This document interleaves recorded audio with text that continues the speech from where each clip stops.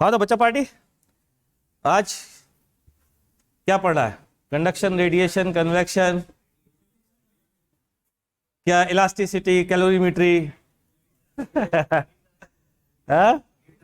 Heat transfer. चलिए साहब, तो शुरुआत करते हैं।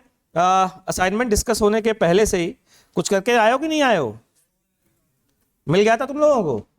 चलो बहुत ही बढ़िया। तो वो डिस्कस करने के पहले कुछ मैं बता देता हूं अपनी तरफ से। अरे वाह, अभी डिस्कस करेंगे, वो भी डिस्कस करेंगे। बच्चा दिया है तो डिस्कस किया जाएगा।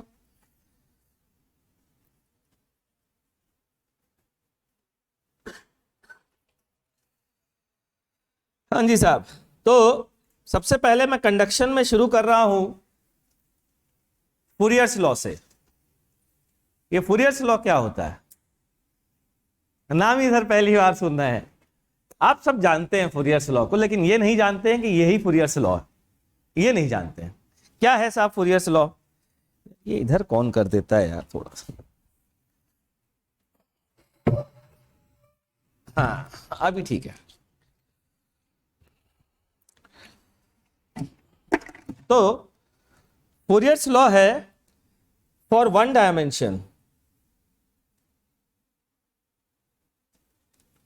For one dimensional heat flow के लिए फूरियर लॉ है कि किसी भी सेक्शन से, जैसे मान लीजिए ये एक अरे बिल्कुल आइए भाई, पूछने की जरूरत नहीं है, आते जाइए।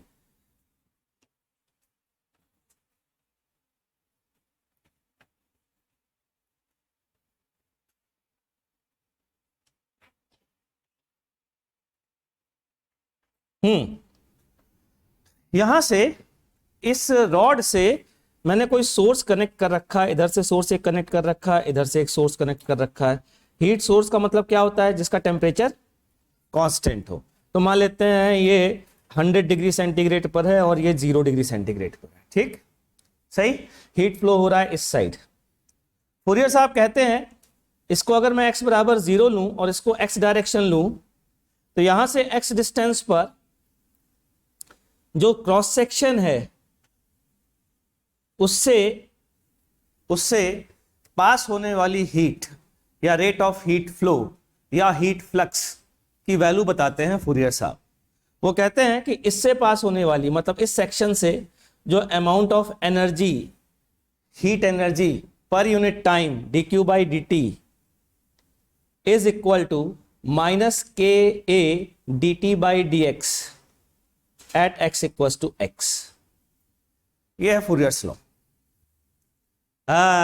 ये तो पता है सर, क्या आप नाम ले देते हो, डरा देते हो फालतू में है? ये तो पता ही है बचपन से फूरियर्स लॉ। तो बच्चों ये पता तो है, लेकिन इसका यूज जिस तरीके से आपने किया है वो जनरली स्टडी फ्लो में ही किया है। ट्रांजिएंट में आप इसका यूज करते नहीं हो, ट्रांजिएंट स्टेट के क्वेश्चन ही नहीं आते, तो कैसे करें, है ना? क्या है ट्रांजिएंट स्टेट का मतलब, क्या है स्टडी स्टेट का मतलब, दोनों बातें बताने जा रहा हूं। ठीक, ध्यान से सुनिएगा। सबसे पहले तो यह समझिएगा कि कहीं पर भी हीट फ्लो अगर होना है तो वो इस बात पर डिपेंड करता है कि सराउंडिंग से उसका टेम्परेचर डिफरेंस कितना ज्यादा है। जितना ज्यादा टेम्परेचर डिफरेंस होगा हीट फ्लो उतना ही ज्यादा होगा। बिल्कुल सही बात है। क्यों भाई? ये तो नॉर्मल जिंदगी में भी होता ही है कि नहीं? हम क्यों चीज को ठंडा करने के लिए फ्रिज में रखते हैं? क्योंकि फ्रिज का टेम्परेचर और उस चीज का टेम्परेचर का डिफरेंस ज्यादा है, तो ज्यादा तेजी से ठंडा होगा। होता है कि नहीं होता? ऐसे रूम में रख दो तो उतना तेज ठंडा नहीं होगा।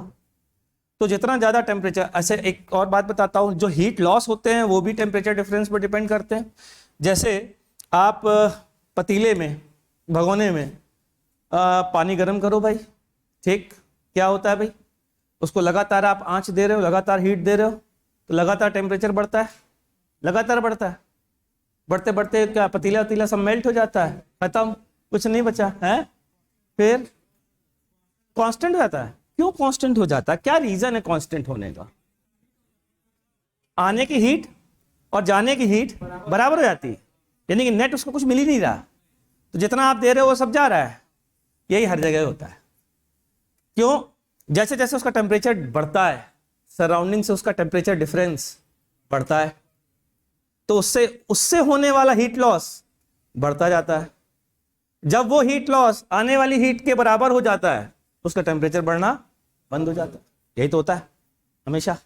ठीक भाई, मेल्ट करके तो नहीं देखा कभी पतीला। ठीक, चलिए अब जरा यहां पर पढ़ते हैं।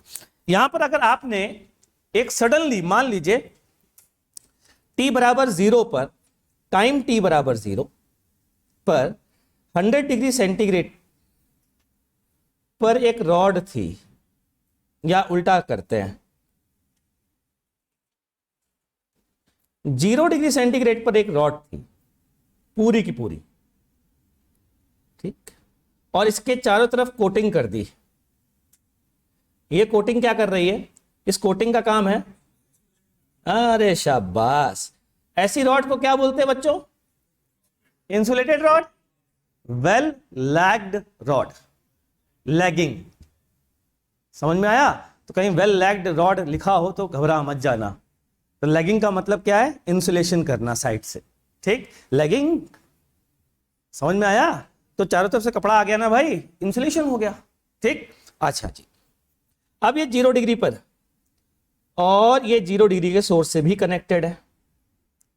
ठीक, सडनली t बराबर 0 पर मैंने क्या किया, इसको 100 डिग्री सेंटीग्रेड वाले सोर्स पे जोड़ दिया, कनेक्ट कर दिया एट t इक्वल्स टू 0। अभी अभी कनेक्ट किया है। ठीक, तो जरा ध्यान से सुनना, ये भाई साहब जो हैं, ये वाले एलिमेंट जो हैं, जो बिल्कुल पास वाले एलिमेंट हैं, वो क्या कहेंगे कि यार हमारा टेम्परेचर 0 और बाजू वाले का 100, तो क्या चुपचाप खड़े रहेंगे? क्या होगा? बहुत तेज। ठीक, शाबाश। तो बहुत तेज हीट यहां से अंदर आना शुरू हुई। अच्छा, जो इनका दूसरा वाला सेक्शन है, ये वाला, ये तो 0 और 0 पे ही है, तो यहां से कुछ हीट निकल रही होगी क्या? यानी कि सारी की सारी heat at this moment of time इस एलिमेंट को ही मिल रही होगी। तो क्या होगा इसका टेम्परेचर? तो इसका टेम्परेचर बढ़ा। तो ग्राफ क्या आया टेम्परेचर वर्सेस एक्स का? ये ग्राफ आया, इसका टेम्परेचर 100 हो गया, और बाकी जैसे ही आगे गए तुरंत 0 0, ये है 100। इस एलिमेंट तक 100 था, एलिमेंट के इस एंड तक पहुंचते पहुंचते 0 हो गया, और फिर 0 ही था। लेकिन ये ग्राफ कब है? ये ग्राफ है t इक्वल्स टू 0 प्लस पर। t इक्वल्स टू 0 प्लस का मतलब समझे? जस्ट 0 के बाद। ठीक भाई, थोड़ा सा और वेट किया। जब और वेट किया तो इन भाई साहब का जब टेम्परेचर बढ़ रहा है इसका, क्योंकि ये हीट ले रहा है, तो बाजू वालों की परेशानी, ये कहेंगे हम तो 0 पर हैं और तुम्हारा टेम्परेचर बढ़ रहा है, तो हम भी हीट चाहिए, तो ये भी, इनके पास भी हीट सप्लाई होगी, इनका टेम्परेचर बढ़ना शुरू होगा। यही हरकत आगे वाले के साथ, यही हरकत आगे वाले के साथ, तो धीरे धीरे धीरे धीरे धीरे धीरे ये हीट आगे तक पहुंचेगी। ठीक, जरा ध्यान से सुनना। यानी कि नेक्स्ट टाइम पर अगर मैं ग्राफ ड्रॉ करूं थोड़े से टाइम बाद, तो कुछ ग्राफ ऐसा आएगा, फिर ऐसा आएगा, फिर बाद में फाइनली ग्राफ स्ट्रेट लाइन आ जाएगा। इसकी गारंटी है, आएगा। प्रूफ करता हूं, प्रूफ करूंगा, ऐसे नहीं मानो, ऐसे तुम मानोगे नहीं, तो हम क्यों मान लें। तो देखना रहा, ये यूनिफॉर्म रॉड है, ठीक है। तो इक्वेशन किसी भी सेक्शन पर बोलो, dq बाई dt, ये स्टेट बोलते हैं स्टडी स्टेट। ठीक, इसके बाद टेम्परेचर चेंज होना बंद हो जाएगा किसी भी पॉइंट का। तो एट स्टडी स्टेट या आफ्टर स्टडी स्टेट क्या होगा बच्चों? अरे रुको बे, जो रट्टा मार रखा वही बोलोगे। After steady state temperature of each point of rod become constant. Same नहीं, ना ना ना ना, कांस्टेंट, अलग अलग होगा, लेकिन टाइम के साथ चेंज नहीं होगा। क्लियर है? ध्यान से सुनना। तो dq by dt equals to minus के ए dt बाई dx। ठीक, अगर किसी एलिमेंट का टेम्परेचर बच्चा कांस्टेंट है, इसका टेम्परेचर कांस्टेंट है, तो ये बताइए dq बाई dt जितनी इससे आ रही होगी उतनी जा रही होगी, इसकी गारंटी है। क्यों भाई? बाजू वाले का भी कांस्टेंट है, आजू वाले का भी, फिर बाजू वाला, फिर आजू वाला, सबका कांस्टेंट आजू बाजू। क्यों भाई? सबका कांस्टेंट रहेगा कि नहीं रहेगा? सबसे dq बाई dt सेम रहेगा कि नहीं रहेगा? अबे बोलो ना यार, रहेगा। तो dq बाई dt क्या मैं कह सकता हूं, value of dq by dt, it implies that value of dq by dt at each section of the rod become same होगी। अरे बच्चा पार्टी पीछे कंफर्म। तो dq by dt क्या है, अगले पेज पे आते हैं। dq by dt क्या है, हर पॉइंट पर सेम बराबर माइनस के, हर पॉइंट पर a, हर पॉइंट पर dt by dx her point पर सेम होना पड़ेगा। अरे तो क्या मैं कह सकता हूं dt by D X equal to negative constant minus constant, होगा कि नहीं होगा? कंफर्म है। तो निगेटिव स्लोप की लाइन आनी ही चाहिए, कोई रोक ही नहीं सकता। अभी समझ में आया क्या? नोट करिए जल्दी से।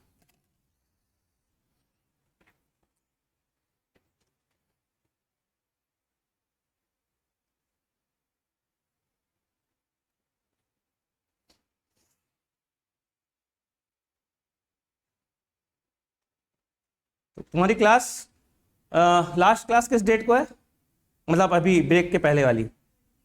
20 तक है क्या क्लास? अच्छा 19 तक है, अच्छा ठीक। तो मार्गदर्शन ऑनलाइन भी शुरू हो रहा है 16 से 16 तारीख से, जो अनअकैडमी प्लस के सब्सक्रिप्शन पर अवेलेबल होगा।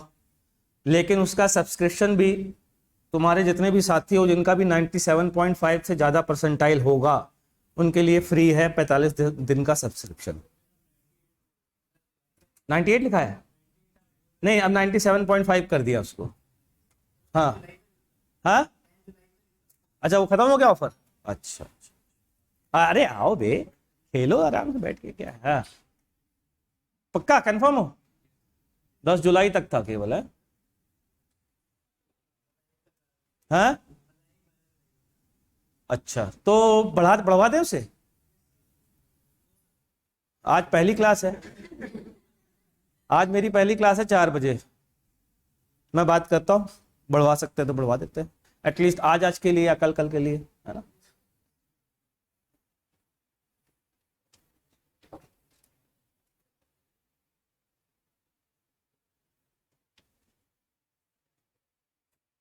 ठीक है जी, चकाचक। चलो आगे बढ़े। प्रूफ हो गया D T by D X negative slope आना कंफर्म है। कब? स्टडी स्टेट पर, हमेशा नहीं बे। अच्छा जरा एट ट्रांजिएंट स्टेट समझते हैं थोड़ा, ठीक? एट ट्रांजिएंट स्टेट क्या होगा? मैं यार इतने पेज पे लिखूंगा, इसके राइट हैंड साइड लिखूंगा, चलेगा? यहाँ आराम दिखेगा ना? तो हमेशा हर पेज पे ऐसी लाइन खींच लिया करूंगा ताकि मेरे पीछे मैं कुछ लिखूंगा, ठीक है? तो बच्चा जरा ध्यान से देखो, एट ट्रांजिएंट स्टेट क्या जादू होने वाला है? बहुत ही मजेदार, बहुत ही मजेदार है ट्रांजिएंट स्टेट। ट्रांजिएंट स्टेट है ये कि x इक्वल्स टू एक्स पर और x इक्वल्स टू एक्स प्लस डेल्टा एक्स पर, ठीक है? Rate of heat flow same नहीं होगा। क्यों भाई? यहां होगा dq बाई डी टी 2, यहां होगा dq बाई डी टी 1। क्या ये दोनों सेम होंगे? नहीं होंगे। कौन ज्यादा होगा? अगर ये 100 डिग्री सेंटीग्रेड पे है और ये 0 पे है तो 1 ज्यादा होगा, ठीक है? ध्यान देना जरा, dq by D T 1 minus dq by D T 2, बच्चा पार्टी थोड़ा ढंग से बताइए, किसके बराबर होगा? ये कहां जा रही है हीट? ज्यादा रही है, आ रही है 100 जूल, जा रही है 25 जूल, 75 जूल आग लगा रही है भाई। क्या कर रही है? टेम्परेचर को बढ़ा रही है। अच्छा एक बात बताओ, एक एलिमेंट को, एक m मास के एक ब्लॉक को अगर मैं Q हीट दूं तो इसका टेम्परेचर डेल्टा T बढ़ा, अगर डेल्टा थीटा बढ़ा, तो क्या इक्वेशन लिखते हो आप लोग? Q equals to ms। और अगर ये T टाइम में हुआ तो ये कह सकते हैं क्या? यानी कि इसको छोटे टाइम में की बात करें तो क्या कह सकते हैं? dq बाई डी टी बराबर होगा ms d theta by D T. Confirm है? यानी कि ये है इसको हीट मिलने का रेट और ये है इसके टेम्परेचर बढ़ने का रेट। क्लियर? तो यहां पर आ जाओ, इस वाले एलिमेंट को हीट मिलने का यही रेट है क्या बच्चा? है ना? तो ये होगा इसके मास, ठीक, इंटू एस, ठीक, into d T by d small t, जहां d capital T by d small t क्या है, रेट ऑफ चेंज ऑफ, ये है ट्रांजिएंट स्टेट की कहानी। ठीक, इसको खतरनाक स्टाइल में भी लिख सकते हैं अपन, अब लिखेंगे, चिंता मत करो, लेकिन अभी पहले समझने वाली स्टाइल में लिख लेते हैं। खतरनाक स्टाइल में लिखने वाला हूं थोड़ी देर में। क्या ये समझ में आ गया? अब यहां से देख लो, यहां से तुम सीधा बोल सकते हो सर एट स्टडी स्टेट, ये दैट मीन्स ये और ये स्टडी स्टेट की डेफिनेशन क्या है, हर एक सेक्शन से हीट फ्लो की वैल्यू सेम होनी चाहिए। सभी लोग सहमत हो? अब इसको थोड़ा स्टाइल में लिखता हूं, देखना, ये है d q by D t at x plus delta x, ये है d q by D t at x, mass की वैल्यू सुनो, रो ए डेल्टा एक्स, अबे s d T by delta x को इधर ले जाओ। अरे ये कुछ देखा देखा लग रहा है क्या? लिमिट डेल्टा एक्सटेंडिंग टू 0 कर देता हूँ नालायको, नहीं याद आ रहा है। सर कैसी कैसी बातें कर रहे हो, है ये तो सुनी नहीं हमने जीवन में अपने। अरे सुनी है क्या? फर्स्ट प्रिंसिपल सुना है कभी? हाँ, तो ये फर्स्ट प्रिंसिपल से क्या आया, D q by D T का डेरिवेटिव। क्या चल रहा है सब, समझ में आ रहा है? ठीक, तो d by D x of d q by D t, सही है क्या, बराबर rho a s d T by d small t. This is the equation, second order differential equation of transient state, है ना। ऐसे डायरेक्ट लिख देते तो पता नहीं क्या हो जाता, तूफान उफान आ जाता है, बवाल हो जाता। लेकिन ये समझ में आया कि नहीं आया बच्चा? तो नोट कर लो फटाफट जल्दी से जरा, सेकेंड वाले का स्टाइल मारना बस, ठीक।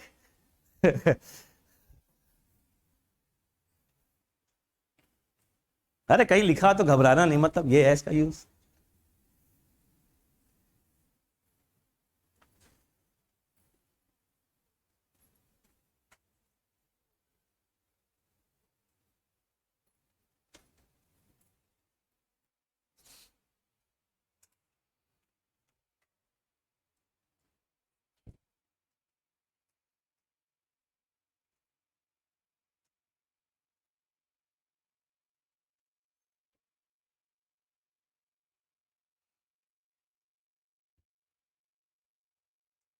कितना खुश, यार मिल गया इतने सालों बाद, है?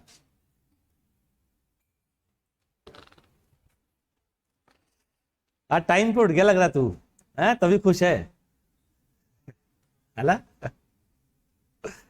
आज उठ गया मैं 10 बजे। वो रात में कितने लोग पढ़ते हैं? निशाचर कितने लोग हैं यहाँ पर? अरे निशाचरो, अरे हमसे हाथ रेस करो यार, तेरा निशाचर लोगों को तो देखे।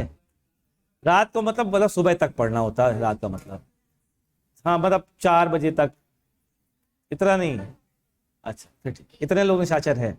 मैं भी निशाचरों की श्रेणी में आया करता था। सुबह 7 बजे सोता था, 7 बजे 8 बजे नाश्ता करके सोते थे हम। ब्रेकफास्ट लेने के बाद ही सोते थे। लेकिन फिर बाद में मतलब जेई की प्रिपरेशन में तो मेरे घर वालों ने बहुत मना किया कि रात में मत सोया करो। लेकिन मैं कहता था यार रात में जो है सन्नाटा रहता है, पढ़ाई अच्छी होती है, ऐसा मैं कहता था। पढ़ाई होती भी थी अच्छी, ऐसा नहीं है। लेकिन फिर भी जब मैं बीटेक कर रहा था, बीटेक में 3rd ईयर में था शायद, हाँ, तो मुझे रियलाइज़ हुआ कि जो पढ़ाई रात की आपकी, जो चीज़ समझने वाली, अगर मैं बात करूं, जो चीज़ आपको 2 घंटे में समझ में आती है ना, वो सुबह आपको 45 मिनट या 1 घंटे में समझ में आ जाएगी। इतना डिफरेंस होता। और मैं इतना रिजिड था रात की पढ़ाई को लेकर के कि सुनता नहीं था किसी की, लेकिन मैं भी चेंज हो गया।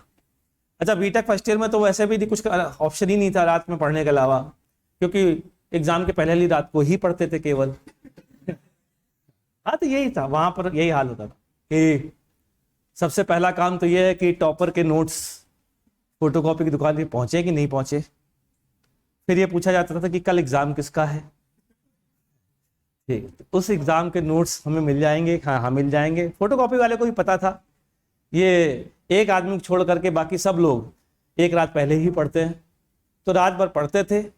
और इसलिए रात भर पढ़ते थे कि ज्यादा देर पहले पढ़ लेंगे तो चीजें भूल जाएंगे।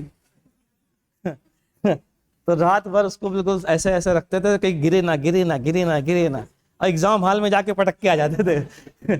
उसके बाद हमसे कोई पूछ ले भाई क्या, ना बात भी मत करना एग्जाम के बारे में, कुछ नहीं आता। तो यही रहता था एग्जाम में। लेकिन ये अच्छी चीज नहीं थी, लेकिन बुरी भी नहीं थी। मुझे तो बहुत मजा आया था। मुझे अफसोस भी नहीं है इस चीज का, क्योंकि वो टाइम ही अलग है जो मैंने काटा वहां पर। आईएसएम धनबाद से था, उस समय जेई के थ्रू होता था, लेकिन आईआईटी नहीं था तब, वो होता जेई के थ्रू सिलेक्शन था। हाँ, फिर बाद में आईआईटी में कन्वर्ट हो गया, लेकिन सिलेक्शन जेई के थ्रू ही रहता था उसका, तो उसी में था। तो अच्छा बताया, मतलब तुम लोग को शायद नहीं बताया, मैं जेई में लटक गया था बस। 2971 रैंक थी मेरी, 2971। तो उस समय 3000 सीट थी।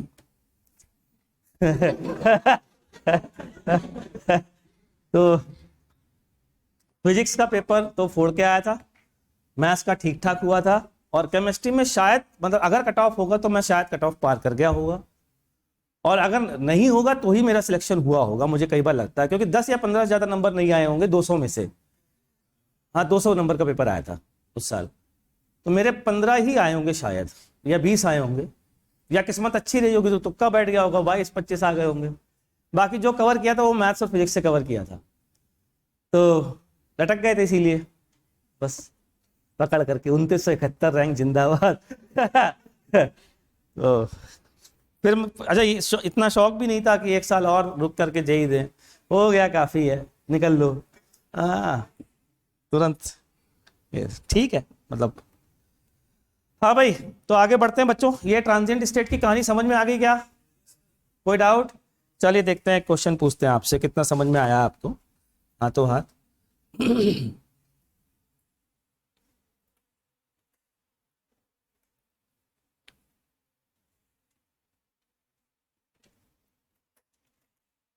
एक इस शेप की यूनिफॉर्म रॉड है, शेप ऐसा है, ये 100 डिग्री सेंटीग्रेड, ये 0 डिग्री सेंटीग्रेड। इसका टेम्परेचर वर्सेस एक्स का ग्राफ मैं आपके सामने शो करने जा रहा हूं। क्या क्या पॉसिबिलिटीज हैं वो सारी शो कर रहा हूं। ये है ऑप्शन ए,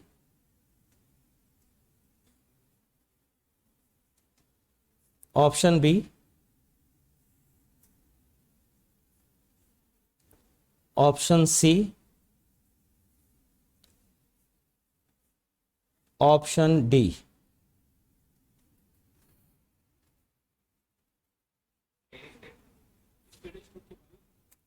हाँ स्टडी स्टेट, अगर कुछ नहीं बोला जाए तो स्टडी स्टेट हमेशा ध्यान रखिएगा। ए बी सी डी में से कौन सा सही ग्राफ टेम्परेचर वर्सेस एक्स को शो कर रहा है, आपको बताना है। सोच लीजिए, लिख लीजिए, बाद में बदल पलटिएगा मत अपनी बात से। अबे चुप, बोल मत, कॉपी में लिख ले, तेरे बगल वाले का कुछ और आ रहा होगा, उसका भी वही आ जाएगा। हाँ भाई, तैयारी पूरी? चलिए, कितने लोग कहते हैं ए, कितने लोग कहते हैं बी, बी, कितने लोग कहते हैं सी, ओ तेरी तो, कितने लोग कहते हैं डी, अरे डी कोई नहीं कह रहा यार, डी इस बात पे कहे तो अच्छा लग रहा था सर। चलिए, तो सी होगा। चलिए, सब लोगों ने सही बताया, क्योंकि D T by D X proportional to minus D T by D X negative slope is 1/a, है ना भाई। एरिया बढ़ेगा तो स्लोप कम होना चाहिए, तो स्लोप निगेटिव से, निगेटिव एक्स एक्सिस से, तो पहले ज्यादा बाद में कम, सी। ठीक, बढ़िया बात। तो ये थी कंडक्शन के बारे में बात। मेरे ख्याल से और कुछ तो कुछ कंडक्शन में कॉन्सेप्चुअल नहीं है, फिर प्योर मैथमेटिकल है, उसमें किसी को कुछ पूछना हो तो पूछ सकता है। ठीक, मैं बढ़ता हूं रेडिएशन की तरफ। ठीक है बच्चों, रेडिएशन में प्रीवोस्ट थ्योरी ऑफ एक्सचेंज पढ़ी है आपने कभी? नाम सुना है प्रीवोस्ट थ्योरी ऑफ एक्सचेंज? चलिए कोई बात नहीं, मत घबराइए, नहीं सुना है तो। थ्योरी ऑफ एक्सचेंज, रख दीजिए वहीं रख दीजिए।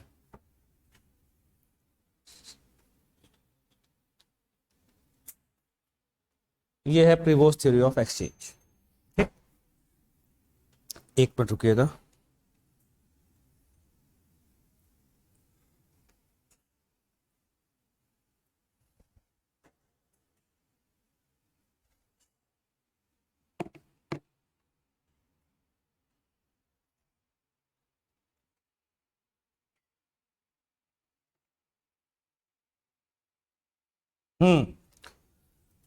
प्रीवोस्ट थ्योरी ऑफ एक्सचेंज क्या कहते हैं साहब, बहुत इसको नेग्लेक्ट किया जाता है बेचारे को, जो कि बहुत बढ़िया बात इसने कही है, लेकिन लोग सोचते हैं इसकी जरूरत नहीं है, इसकी जरूरत बहुत पड़ती है। प्रीवोस्ट थ्योरी ऑफ एक्सचेंज सुनिएगा क्या है। प्रीवोस्ट थ्योरी ऑफ एक्सचेंज है कि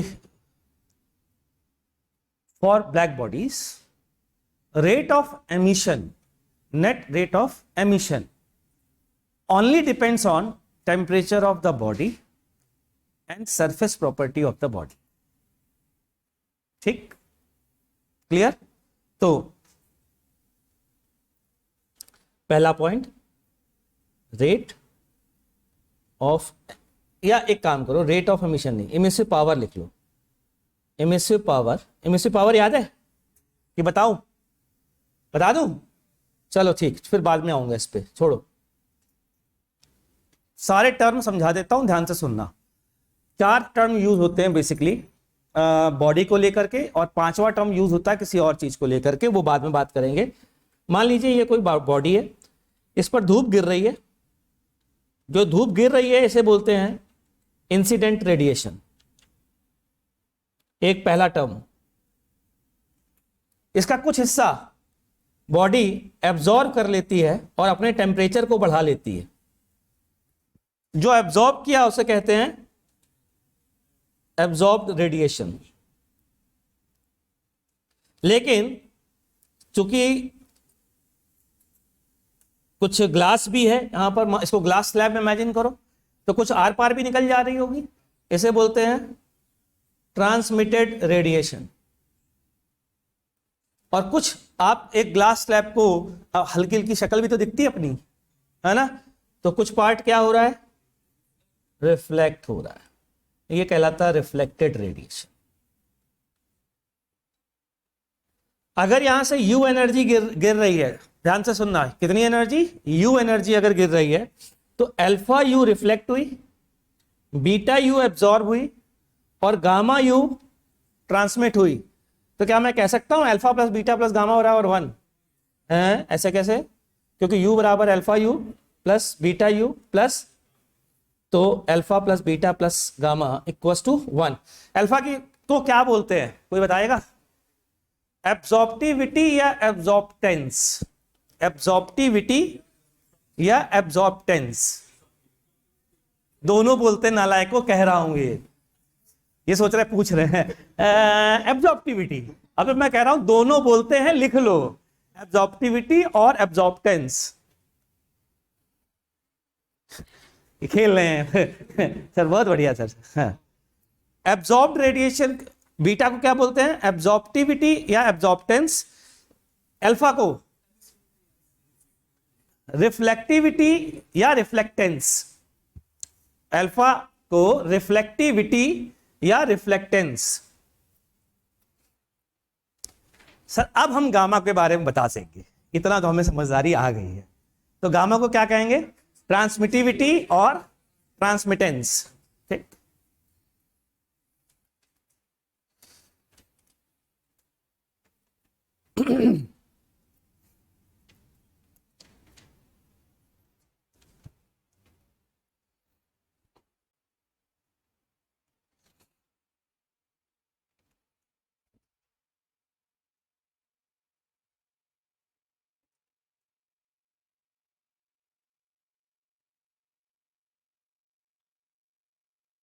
हाँ जी, नोट कर लिया?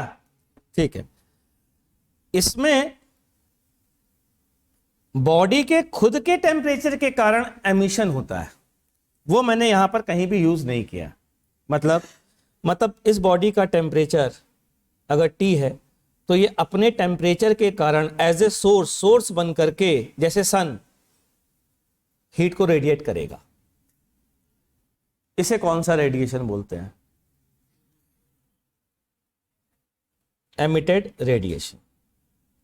किसके कारण होता है ये? खुद के टेम्परेचर के कारण। तो टोटल 5 टर्म आपकी जिंदगी में जुड़े हुए हैं। ये पांचों टर्म मैस्ड अप हो जाते हैं और हमें कुछ समझ में नहीं आता चल क्या रहा। ओह, इसको भी लिख लीजिए।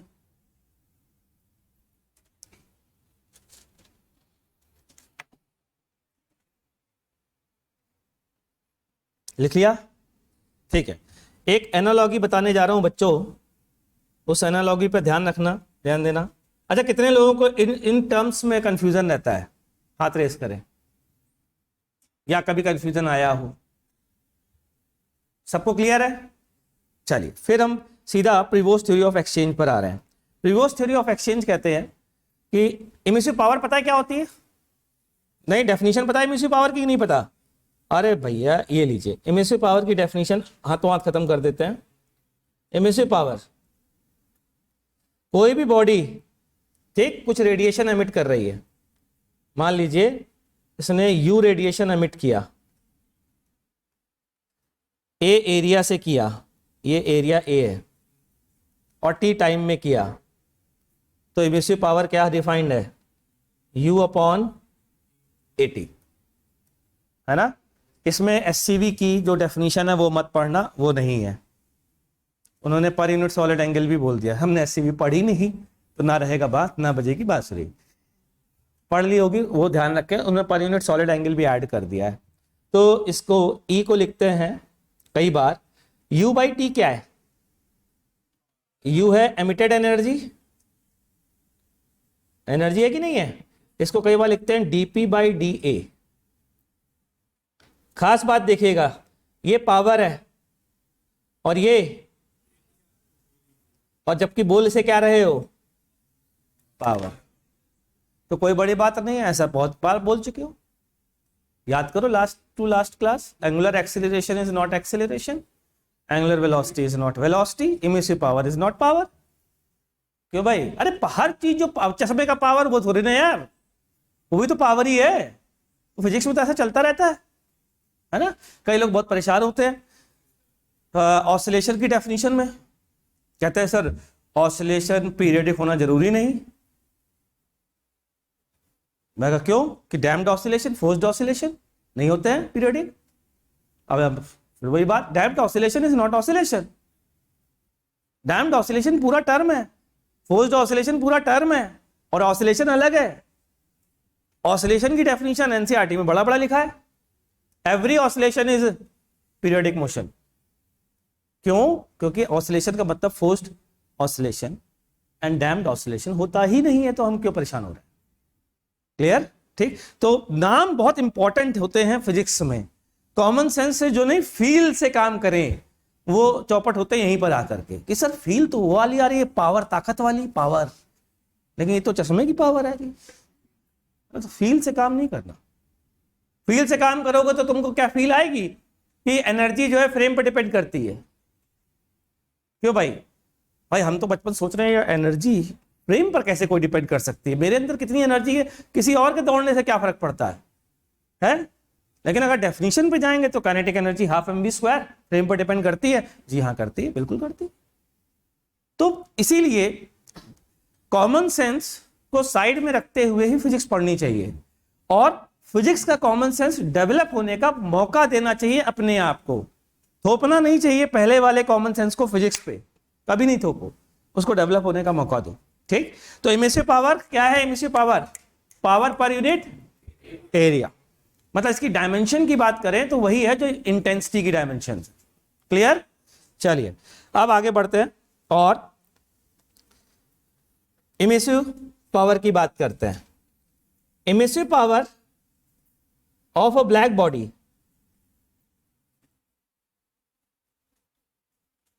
only depends on temperature of body and its surface property.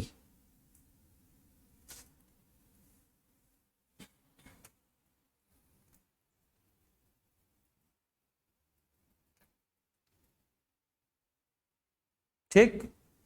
दूसरा, previous theory of exchange, absorbed radiation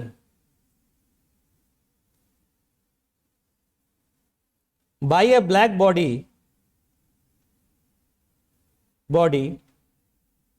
only depends on surrounding temperature.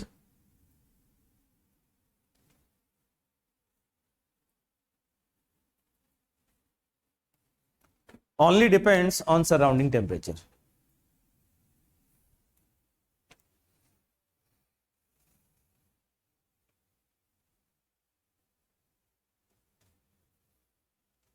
And तो लिखने की जरूरत नहीं, क्योंकि बॉडी की सरफेस प्रॉपर्टी मैं लिखना नहीं चाह रहा हूँ, क्योंकि मैं ब्लैक बॉडी पहले ही बोल दे रहा हूँ। ऊपर वाले में भी लिखने की जरूरत नहीं थी, लेकिन ठीक है चलेगा। भाई ब्लैक बॉडी है तो ऑब्वियसली उसकी सरफेस प्रॉपर्टी सबकी सेम ही होगी, है ना। अब आते हैं बच्चों, ब्लैक बॉडी किसे कहते हैं, कोई बताएगा?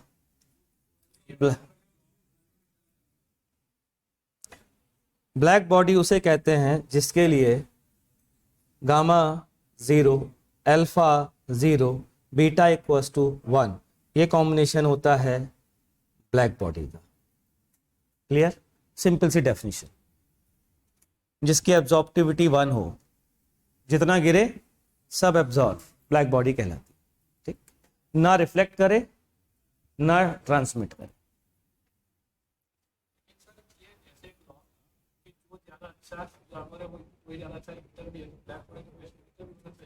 अभी आ रहे, चिंता मत करो।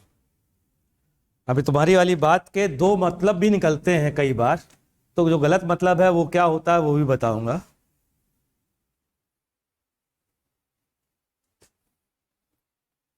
हाँ जी भाई, बढ़े आगे चलिए। तो किरचॉफ्स लॉ के पहले एब्जॉर्प्टिव पावर किसे कहते हैं बच्चों?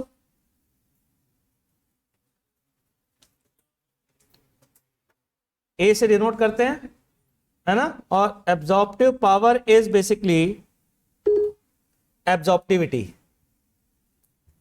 ठीक, और इसकी तो यूनिट ही नहीं है, यूनिटलेस है, क्योंकि ये बराबर किसके होती है?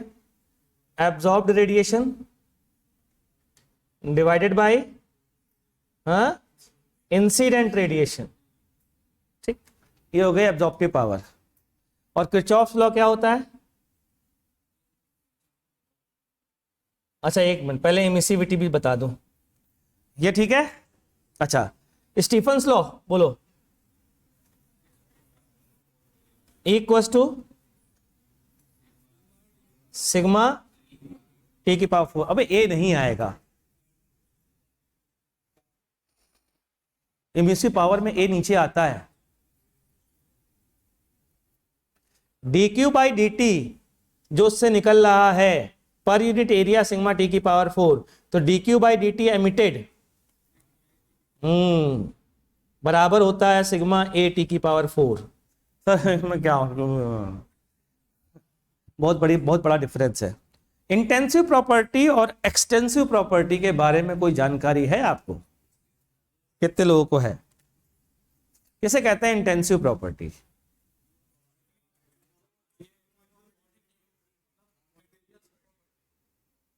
मास इंटेंसिव है कि एक्सटेंसिव है?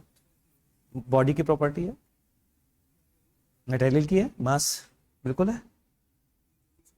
डिफाइन कौन करेगा? देखो, बॉडी के दो पार्ट में डिवाइड करने से अगर वो प्रॉपर्टी डिवाइड हो रही है तो वो एक्सटेंसिव है, और यदि नहीं हो रही तो वो इंटेंसिव है। या एक और बताता हूं, इंटेंसिव प्रॉपर्टी वो है जिसे पॉइंट के लिए डिफाइन किया जा सके, किसी पॉइंट पर डिफाइन किया जा सके, that is called intensive property. जैसे density at any point intensive, temperature at any point intensive, volume, number of moles extensive. क्योंकि इस रूम में आप आधे रूम को इमेजिन करो तो क्या टेम्परेचर आधा हो जाएगा? क्या डेंसिटी आधी हो जाएगी? क्या नंबर ऑफ मोल्स आधे हो जाएंगे? वॉल्यूम आधा हो जाएगा? मास आधा हो जाएगा? तो ये सब extensive. Now dq by dt upon a, that means emissive power is intensive property, it is a property of point, and dq by dt only D q by D T is extensive property. Area आधा कर दो, आधा हो जाएगा, लेकिन area आधा करने पे इमिसिव पावर आधी नहीं होगी, क्योंकि वो तो पॉइंट की प्रॉपर्टी है। क्लियर है? तो इंटेंसिव और एक्सटेंसिव बनाने के लिए काम किए जाते हैं। ठीक,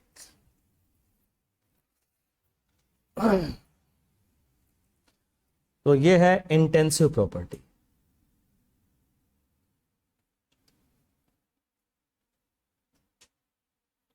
और ये है एक्सटेंसिव।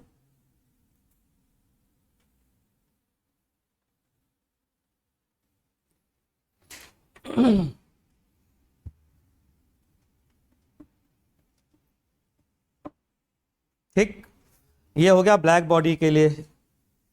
सिग्मा की वैल्यू याद है बच्चों? जिसको याद नहीं है वो याद करेगा। एसआई यूनिट में जरूर याद होनी चाहिए, और मेरे को कोई चीज याद नहीं रहती, अगर मेरे को याद है तो सबको याद होनी चाहिए। 5 6 7 8, 5 6 7 8।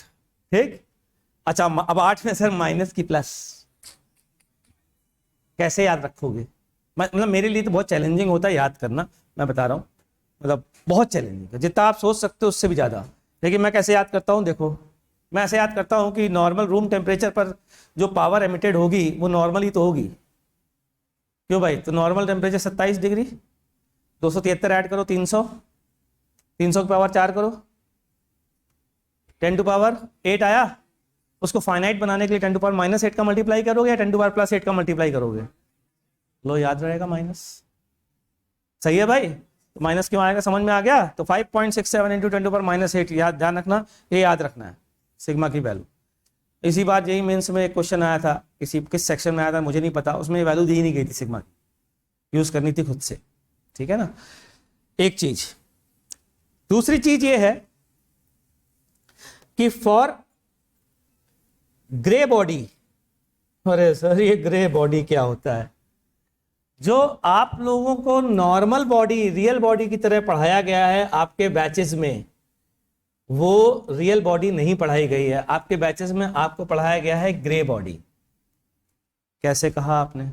ग्रे बॉडी किसे कहते हैं?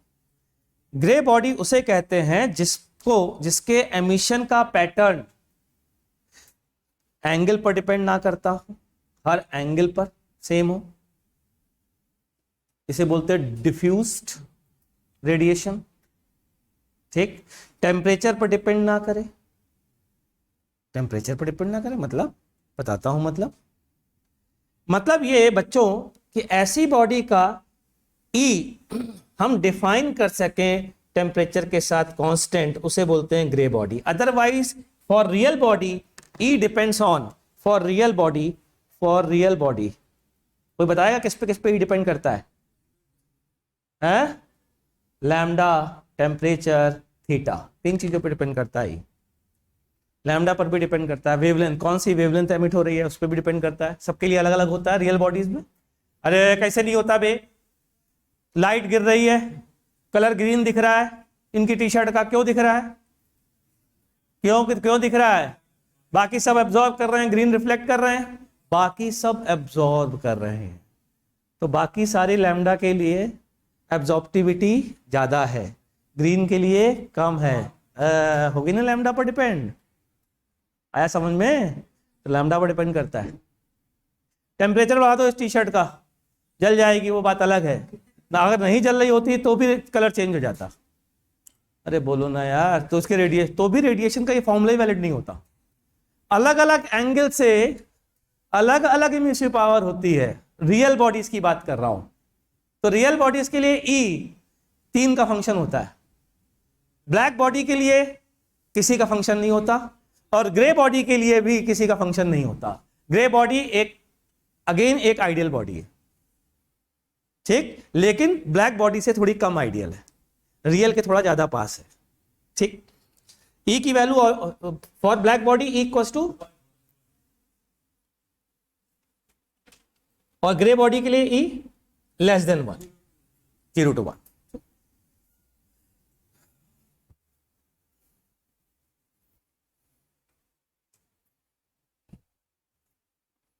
सही है बच्चों? ठीक, Kirchhoff law,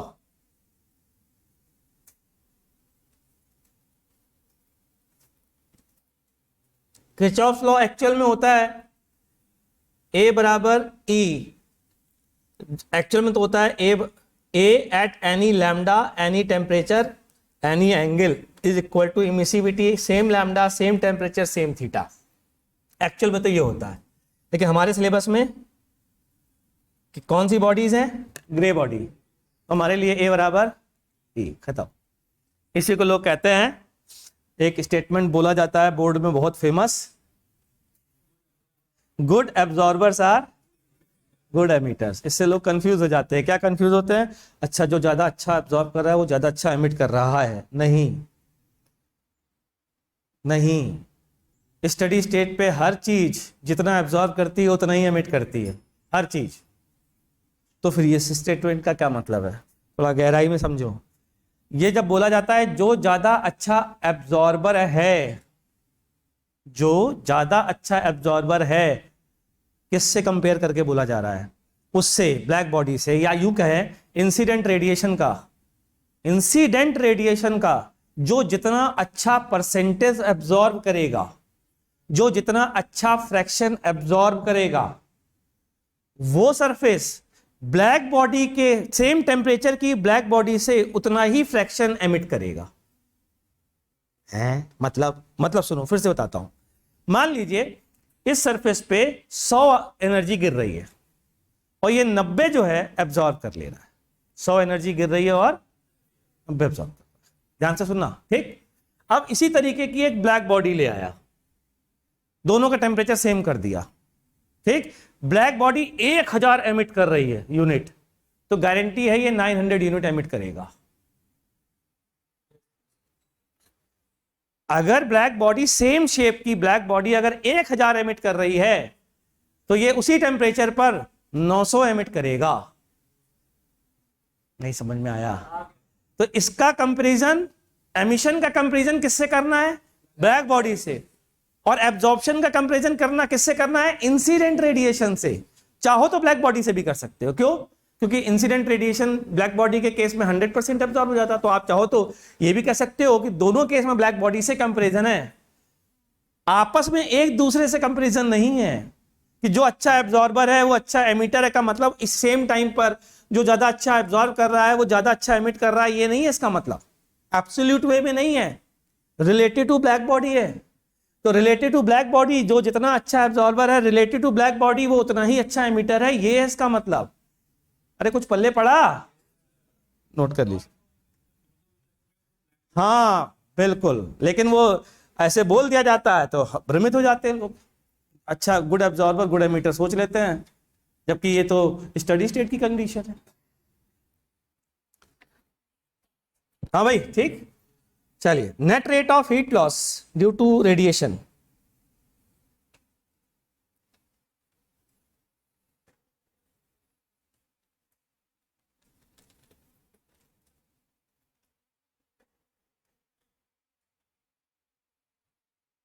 net rate of heat loss due to radiation. सबसे पहले एक वर्ड आता है। क्यों ये टफ हो जाता है एक्चुअली में चैप्टर? क्योंकि इसमें ना आइडियल चीजें ले ली जाती हैं और बच्चों को बताई नहीं जाती हैं इनका मतलब क्या है। जैसे सराउंडिंग, ये वर्ड बहुत यूज होता है इस चैप्टर में। सराउंडिंग का टेम्परेचर क्या है? तो पहले डिफाइन तो करो, what do you mean by surrounding. कभी डिफाइन ही नहीं किया गया, बच्चे भाई हैरान परेशान कि मैं यहाँ खड़ा हूं तो मेरी सराउंडिंग में क्या आएगा? ये कैमरा आएगा कि ये लोग आएंगे, क्या ये दीवार आएगी? ऐसा होता है कि नहीं? तो पहले पता होना चाहिए what do you mean by surrounding. तो जो पढ़ने जा रहे हैं, जो हमारे सिलेबस में, वहां सराउंडिंग का तात्पर्य है आइसोथर्मल एनक्लोजर। सराउंडिंग का मतलब आइसोथर्मल एनक्लोजर। जैसे कि अगर ये कोई बॉडी है तो इसको चारों तरफ से ढकने वाला, हर पॉइंट का टेम्परेचर सेम रखने वाला, आपस में सेम रखने वाला, उसे बोलते हैं आइसोथर्मल। जो आपस में सब हर पॉइंट का टेम्परेचर क्या है? सेम। और इनक्लोजर का मतलब ढका हुआ। तो बताइए, बी ए के लिए सराउंडिंग है, बी ए के लिए सराउंडिंग है, लेकिन ए बी के लिए सराउंडिंग नहीं है। ध्यान रखिएगा। क्लियर है ये बात? नोट करिए, ये छोटी छोटी बातें तो नहीं पता होती हैं, तभी हम ऐसी तैसी हो जाती है हमारी। B is surrounding for A but A is not surrounding for B.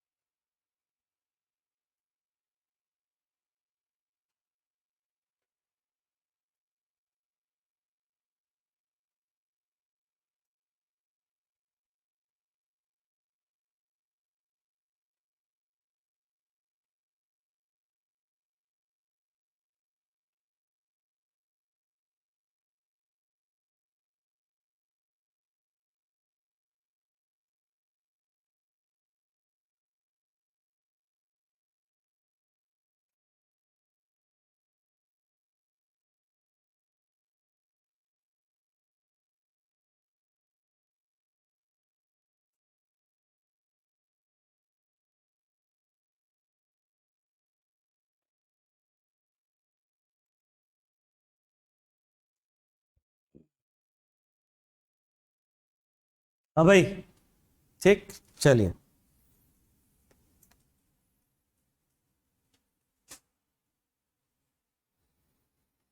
अब ये सराउंडिंग अगर है और कोई बॉडी इस सराउंडिंग में रखी है, फॉर एग्जांपल कोई बॉडी है जिसका टेम्परेचर है TB और सराउंडिंग का टेम्परेचर है TS, हमें निकालना है net rate of heat loss, इससे कितना हो रहा है, किससे, बॉडी से। ठीक, तो सबसे पहले बड़ा सिंपल है, ये कुछ एमिट कर रहा होगा, ये कुछ एब्जॉर्ब कर रहा होगा, क्यों भाई, इसी से काम बन जाएगा, है ना। चलो देखते हैं।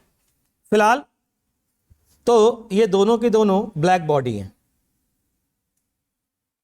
ब्लैक बॉडी मान के अभी फिलहाल तो काम कर रहे हैं, बाद में देख लेंगे। ठीक, तो सराउंडिंग का टेम्परेचर कितना है बच्चों, TS कांस्टेंट मेंटेन है, ध्यान रखना, TS remain constant, TS change नहीं हो रहा, ये बात का ध्यान रखना। कैसे चेंज नहीं हो रहा, अरे कुछ लगाना पड़ रहा होगा तो लगा दिया गया होगा यार, चेंज नहीं हो रहा इसकी गारंटी। क्लियर, ठीक, अभी ध्यान से सुनना। dq बाई, इसका एरिया, सरफेस एरिया A है, dq by dt upon area is emissive power, किसके बराबर होगा ये, E sigma A T B की पावर 4। अच्छा, A नहीं आएगा पक्का, अच्छा सीख गए। तो dq बाई dt रेडिएटेड, इसको लिखता हूं रेडिएटेड, बराबर E सिग्मा A TB की पावर 4। देख लीजिए,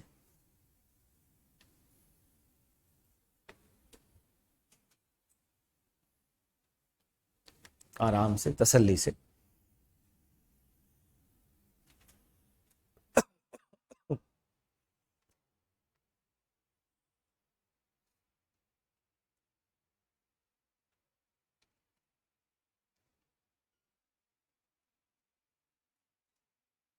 ठीक है, कंफर्म भाई। चलिए यार, अब एब्जॉर्ब रेडिएशन कैसे निकालें, dq बाई dt एब्जॉर्ब्ड कैसे निकालें, ये बताओ, ये बड़ा मुश्किल है, सोचो, एब्जॉर्ब कैसे निकालें। हाँ, नहीं हो रहा ना, क्योंकि ये इसकी सराउंडिंग नहीं है ना, यहां से कुछ रेडिएशन इस पे सीधा इसी पे वापस नहीं गिर जा रहा होगा, जो रेडिएशन इससे निकल रहा है वो सारा सारा इस पे थोड़ी ना आएगा, ऐसा थोड़ी ना देख के आएगा भैया इस पे गिरना है सीधे चलो। रेडिएशन तो हर पॉइंट से चारों तरफ होता है ना, ऐसा तो है नहीं कि ray perpendicular to the surface होता है, तो इस डायरेक्शन वाला रेडिएशन तो इस पे गिरेगा ही नहीं, तो टोटल रेडिएशन जो एमिटेड होगा वो सारा का सारा अंदर वाले स्फीयर पे गिरेगा ही नहीं। सोचो सोचो सोचो सोचो, कभी सोचा ही नहीं, याद तो कर लिया था फॉर्मूला ये है, सोचिए आराम से, मैं 2 मिनट दे रहा हूं आपको।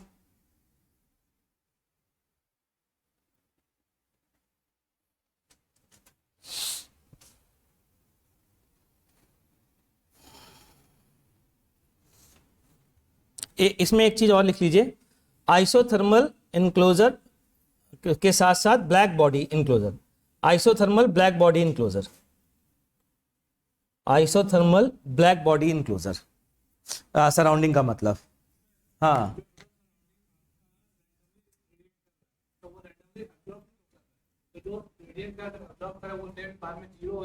क्यों, सराउंडिंग की बात कर रहे हो, सराउंडिंग को पता नहीं हमने किससे कनेक्ट किया, मुझे बताया नहीं गया, हीटर से हीटर लगाया गया है, क्या किया गया भगवान जाने, टेम्परेचर कांस्टेंट रखा गया कैसे बताया नहीं गया।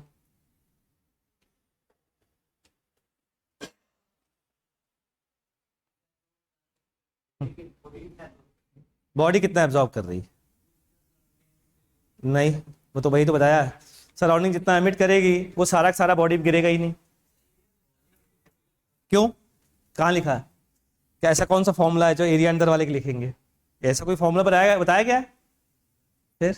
अब जरा ध्यान से सुनना, कि धीरे से सटका दी जाती है चीजें, सटकाना नहीं है, ढंग से सोचना है, तमीज से पढ़ना। ये बताइए मैंने क्या किया, बॉडी का टेम्परेचर टीबी कर दिया, टीएस कर दिया, सराउंडिंग के बराबर, ठीक कर दिया, मेरा मन बे कुछ भी करे, है कि नहीं। ध्यान से सुनना, क्या आपको सेकेंड लॉ ऑफ थर्मोडायनेमिक्स आता है, सुना है कभी, बहुत सारे फॉर्म में होता है, उसका एक फॉर्म ये है कि heat always flow from higher temperature to, सुना है आपने, सबने सुना है, बताइए यहाँ नेट हीट फ्लो कितना होगा अगर दोनों का टेम्परेचर सेम है, 0 होगा, गारंटी है बच्चों। अच्छा यहां से कोई रिफ्लेक्ट होकर के आ सकता है क्या, सराउंडिंग से, सराउंडिंग ब्लैक बॉडी है, ब्लैक बॉडी क्या रिफ्लेक्ट करती है क्या, केवल किससे आ सकता है, यहां से एमिट होके आ सकता है, पक्का। अच्छा तो इस पे बता सकते हैं कितना एमिट हो रहा होगा, तो आप बोलेंगे इस पर कितना गिर रहा होगा, इस पे उतना ही गिर रहा होगा जितना ये एमिट कर रहा होगा, सेकेंड लॉ ऑफ थर्मोडायनेमिक्स के अकॉर्डिंग।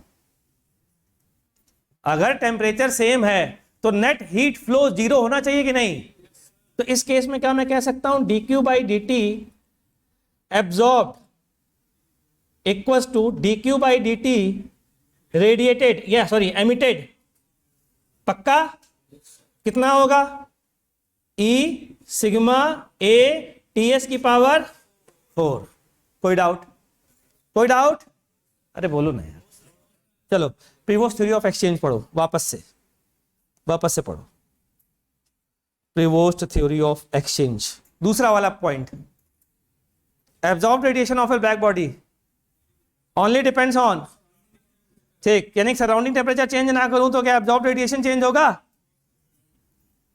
सराउंडिंग का टेम्परेचर अगर कांस्टेंट रखूं तो क्या एब्जॉर्ब रेडिएशन चेंज होगा, तो फिर इसका कांस्टेंट रखा, इसका बढ़ा दिया, बताओ क्या एब्जॉर्ब रेडिएशन चेंज होगा, इसका मतलब इस केस में भी एब्जॉर्ब रेडिएशन यही होगा।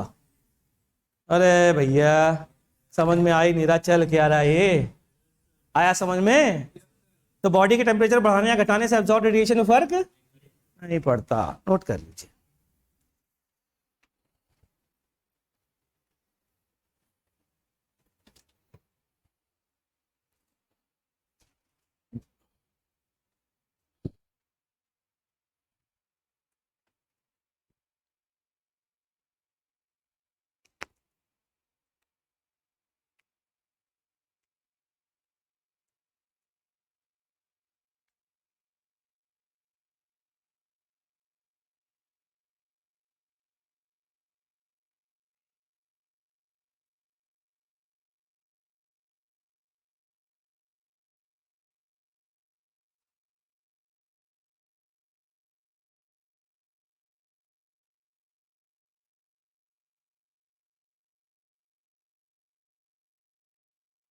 अभी समझ में आ गया, एब्जॉर्ब रेडिएशन कहां से आया, प्रीवियस थ्योरी ऑफ एक्सचेंज का यूज किया, क्या करना पड़ा ना भाई, ठीक। चलिए भाई, तो बॉडी से वापस आ जाइए, net rate of heat loss बताइए कितना होगा, net rate of heat loss dq by D t, क्या emitted minus dq by D T absorb, यही होगा बच्चों, किसके बराबर, E सिग्मा A टीबी की पावर 4 माइनस, इसके बाद की कहानी आप सबने पढ़ रखी है, इसका अप्रोक्सीमेशन लेते हैं, बाइनोमियल अप्रोक्सीमेशन यूज करते हैं, Newton's law of cooling type का फॉर्मूला ले आते हैं, कुछ याद आया? ये कहानी आपने पढ़ रखी।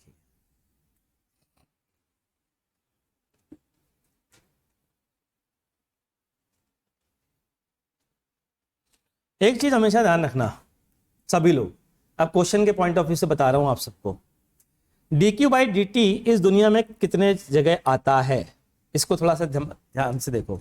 dq by D T electrical power भी हो सकता है, हो सकता है क्यों भाई? अरे power, dq by D t क्या है? पावर ही तो है, इलेक्ट्रिकल पावर भी हो सकता है कभी, है ना? अच्छा, ये बराबर और किसके हो सकता है? dm by D T into L के, अगर स्टेट चेंज हो रहा है, हो सकता है। अच्छा, अगर स्टेट चेंज नहीं हो रहा है तो ये बराबर हो सकता है, हो सकता है। यहां तक ठीक है? आज एक और चीज पता चली, dq बाई डी टी ये भी हो सकता है। ठीक, अब देखो यूज करने वाले इसको यूज कैसे करते हैं बताता हूं, ध्यान से सुनना।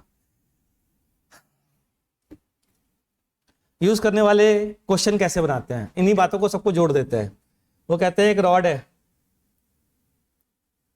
ये ब्लैक बॉडी है, टेम्परेचर ब्लैक बॉडी का टीएस है, ठीक है, इसका एरिया सरफेस एरिया ए है। अच्छा, यही dq बाई डी टी एक और चीज के बराबर होता है,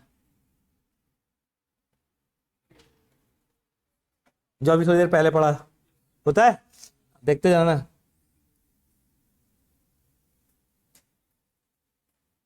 यहां आइस है,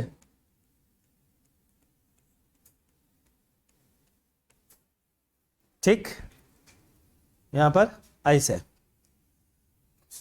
आपसे पूछा जा रहा है आइस मेल्ट होने का रेट दे दिया गया, आपको आइस मेल्ट होने का रेट दे दिया गया, गिवन है। अब आपसे तमाम चीजें पूछी जा रही है, आपसे पूछा जा रहा है बताओ इसकी कंडक्टिविटी क्या होगी, ये टेम्परेचर आपको टी दिया गया है, ठीक। तो पता है सब क्यों पूछा जा रहा है? ध्यान से सुनना। At steady state dq by D t हर जगह का सेम होगा, होगा तो बस dq बाई डी टी हर जगह का लिखते जाइए, सेम करते जाइए, बोलते जाइए। पहला वाला, अगला वाला t बाई एल, क्योंकि ये तो जीरो पे ही होगा। अरे बोलो ना, हाँ टी प्लस 273 बाई एल, या टू वो तो कैंसिल हो जाएगा, उधर 0 डिग्री है तो कैंसिल हो जाएगा, ठीक, सही है। फिर आगे बढ़ो, फिर ये किसके बराबर होगा? इसकी इमिसिविटी ई दी रखी है, ई सिग्मा ए टी की पावर 4 माइनस, सब आपस में बराबर है। अब इसमें क्वेश्चन पूछने वाला कुछ भी एक चीज मिस कर सकता है, आपसे पूछ सकता है। ये है क्वेश्चन वाले का स्टाइल, इतनी जगह से dq बाई डी टी उन्होंने पढ़ा अपने जीवन में, सब लगा देते हैं। अब ये भी कर सकते हैं, पता है क्या, अभी और एक चीज और कर सकते हैं। To maintain the temperature of black body a heater is required which is given power P, तो बाद में किसके बराबर होगा? P के। पावर P दे दी, अब सोचो आपसे पावर P दे दी और आपसे पूछा जा रहा बताओ आइस किस रेट से मेल्ट हो रही, कितना घटिया क्वेश्चन है। P बराबर dm by D T into L, एक ऑप्शन में। दूसरे ऑप्शन में पूछा था ये रॉड की कंडक्टिविटी क्या होगी। समझ में आ गई बात? सारे dq बाई डी टी को सेम करना है, ठीक, नोट कर लीजिए, बिल्कुल ठीक बेटा।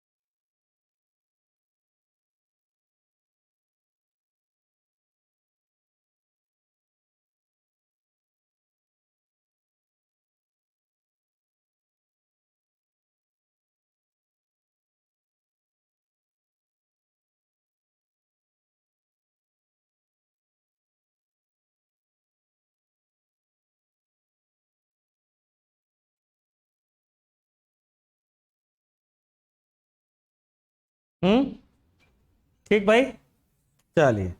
तो ये है रेडिएशन की कहानी, जो कि मोटी मोटी खत्म हो गई है। बाकी की तकलीफें क्वेश्चन के साथ दूर कर देते हैं। ठीक, तो स्टार्ट करते हैं डिस्कशन।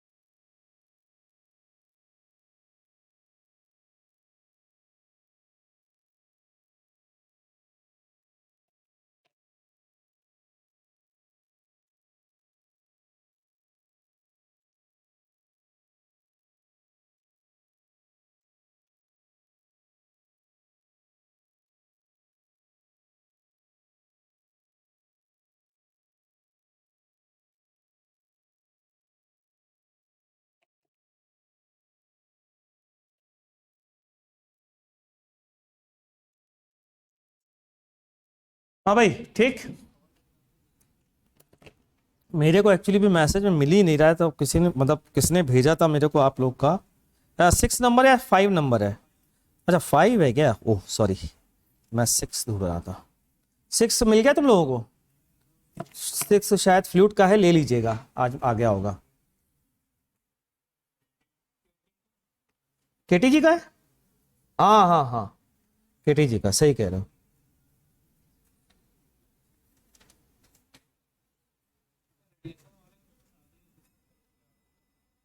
हैं? रेडिएशन वाले नहीं, आज अभी तो बस थोड़ा थोड़ा डिस्कस कर लेते, देख लेते हैं। चलिए, एक मैं सामने नहीं निकाल पा रहा हूं, आप सबके पास है? ठीक है, क्वेश्चन नंबर 1। यार केटी जी तो 5 नंबर तो केटी जी है। आज 4 होगा ना?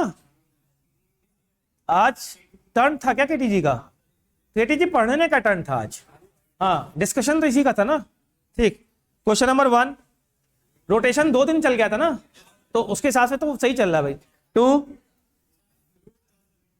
अच्छा, वैसे आज फ्लूट था, तो 3 दिन लेट, 2 दिन लेट हो गए क्या अपन? कैसे भाई? भाई रोटेशन 3 दिन थोड़ी चला है, 2 ही दिन तो चला है बस। अच्छा वैसे कर, वो तो ठीक है, चलने दो। 1 2 3 4 3 parallel rays of intensity are incident on a spherical black body kept in surrounding at temperature 300 Kelvin. Take Stephen Boltzmann फलाना ठिकाना assume that energy exchange with the surrounding is only through radiation. बहुत अच्छा question है। इसमें गलती क्या होती है बच्चों, कि ये अगर स्फीयर है, ठीक, और एक साइड से रेडिएशन आ रहा है, तो इंसिडेंट रेडिएशन बच्चों, एक पहली बात तो एक साइड ही इंसिडेंट होगा। दूसरी बात, जो एरिया आएगा वो प्रोजेक्शन एरिया आएगा, ये पूरा एरिया नहीं आएगा। क्यों भाई प्रोजेक्शन क्यों आएगा सर? कोई बता सकता है क्यों आएगा? प्रोजेक्शन एरिया क्यों आएगा? तो उससे क्या हुआ? फ्लक्स, dq बाई dt का हमने एक और नाम रखा था ना भाई, एनर्जी फ्लक्स, तो फ्लक्स की तरह कैलकुलेट होगा। तो इसमें आएगा dq बाई dt इंसिडेंट कितना है बच्चों, या एब्जॉर्ब कितना है, बोलो बोलो कितना पावर दी गई है, जिस जिस उससे आ रहा है, ये इंटेंसिटी दी गई है, तो intensity into pi r square. और एमिट कितना करेगा जल्दी बताओ, 4 pi r square into sigma into t की पावर, बराबर कर दीजिए, आंसर आ गया, खत्म, बस यही था। ठीक, हाँ इसीलिए, और प्रोजेक्शन एरिया भी लेना है, ये वाला प्रोजेक्शन। ठीक, ये कौन सा क्वेश्चन था बच्चों,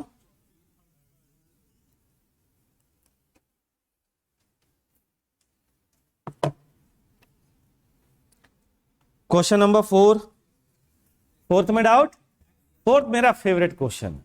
फेवरेट क्वेश्चन ऐसा है कि इतना डरावना क्वेश्चन है ये, देख के ही डर लगता है कि पता नहीं यार ये क्या मतलब बवाल बना रखा है। और नालायकों इतना घटिया क्वेश्चन है, अगर तुम्हें ढंग से पढ़ लो, पढ़ने की हिम्मत दिखा दो, बस पढ़ा था बट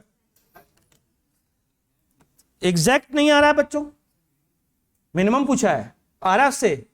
ठीक, the minimum value of P in watts for which the device can operated for 3 hours.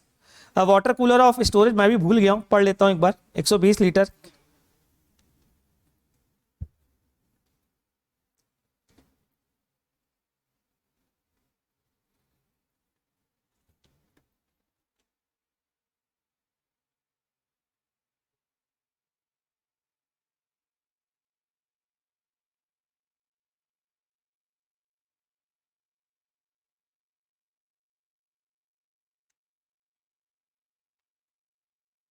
अरे भैया 3 घंटे चलाने के बाद टेम्परेचर कितना हो जाना चाहिए, 30 डिग्री हो जाना चाहिए। क्यों भाई, क्योंकि उससे ज्यादा एक्सीड कर नहीं सकता है, तो उसका टेम्परेचर 10 से 30 ले जाने में कितनी हीट चाहिए। क्यों भाई, यही हीट देनी पड़ेगी, इसके अलावा कुछ और चेक करो, उससे आ रहा आंसर। इंटायर स्टोर कितना है बताओ, स्टोरेज, हाँ ठीक, तो 10 से 30 ले जाने में जो हीट देनी है, एक तो वो, प्लस लॉस भी हो रहा है। कितना लॉस हो रहा है, तो आपको देनी कितनी पड़ेगी, प्लस करना पड़ेगा, तो इससे आंसर नहीं आ पा रहा। अरे बताओ, क्वेश्चन नंबर 5 देखते हैं। The ends Q and R of two thin wires PQ and RS are soldered together. Initially each of the wire has a length इतना।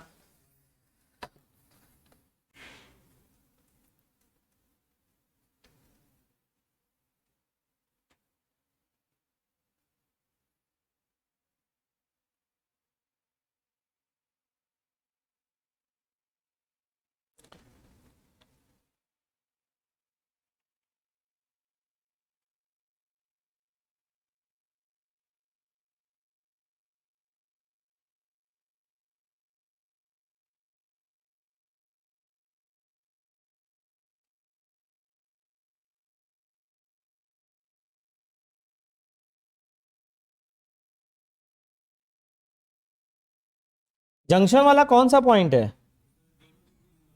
अच्छा ये Q और R यही है ना, ये P है और ये S है, ये है 400 पर, और P को मेंटेन किया गया है 10 पे, और S को मेंटेन किया गया है 400 पे। अबे ये फिर तो ये क्वेश्चन होना चाहिए यार, क्या दिक्कत है इसमें, नहीं आ रहा answer. If the thermal conductivity of the wire PQ वही है, जंक्शन का टेम्परेचर निकालना है, कितना आ रहा है 140 आ गया। चलिए, इसके बाद आपसे पूछा गया था change in length of wire PQ, पूछा गया है PQ की लेंथ में कितना चेंज होगा, थर्मल कोफिशिएंट दिया गया है, दिया तो है बेटा, हाँ अच्छा, इन्होंने क्या वो डायरेक्ट कर दिया होगा, समझ गए। अब यहां से x डिस्टेंस पर पहले टेम्परेचर निकालो इस जगह का, ठीक, इस टेम्परेचर पर ये पहुंचा कहां से कहां तक, पहले कितने पे था भाई, कितना एक्सटेंशन होगा, पहले ये वायर कितने टेम्परेचर पर था, दिया है क्या, 10 पे था, और अब ये T पर पहुंच गया, वो T निकाल सकते हैं क्या, 130 और डिवाइडेड बाई एल, तो ये हो जाएगा x by L into 130 plus 10, ये यहां का टेम्परेचर हो गया। ठीक, तो टेम्परेचर चेंज कितने का आया बोलो इस एलिमेंट का? पहले 10 था, तो अब कितना हो गया भाई? L प्लस 10 और माइनस 10 कैंसिल हो गया, ये चेंज इन टेम्परेचर हो गया।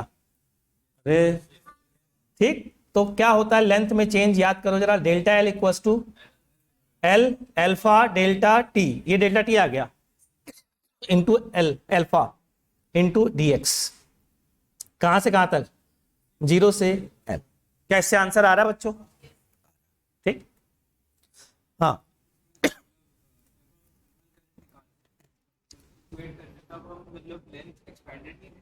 लेगा, लेकिन सोच इतनी बड़ी लेंथ में वो जरा सी नेग्लिजिबल लेंथ होगी, इसलिए कोई फर्क नहीं पड़ेगा। ठीक, अगर लीनियर फंक्शन है तो एवरेज ले सकते हैं, लीनियर फंक्शन नहीं है तो एवरेज नहीं ले सकते। जैसे यहां पर देखो इंटीग्रेशन के अंदर जो आ रहा है वो एक्स के साथ लीनियर फंक्शन है क्या, इसलिए अरिथमेटिक मीन लेकर के आंसर आ जाएगा। ठीक, क्वेश्चन नंबर 6, 7, 8, 8 का 6 का D, if the body temperature rises significantly then the peak in the spectrum of electromagnetic radiation emitted by the body would shift to longer wavelength. Shorter wavelength होना चाहिए भाई, क्योंकि ये ग्राफ जो है वो पीछे की ओर शिफ्ट होता है इसका पीक, तो शॉर्टर वेवलेंथ की तरफ शिफ्ट होता है। Question number 7, 8, 8, two spherical bodies A and B are at temperature T1 T respectively. The maximum intensity in the emission spectrum of A at 500 and B is 1500, ठीक है, nanometre. Considering that to be black body, what is तो आसान question है भाई। इसमें Wien's displacement लगाना है, lambda 1 T1 equals to, ये आ गया। उसके बाद E सिग्मा A T1 की power 4 upon E sigma A T2 की पावर 4, इसका रेशियो पूछा गया है। क्यों भाई, आ रहा है इससे आंसर? क्वेश्चन नंबर 9, 10, K का वैल्यू किसमें? 10th में।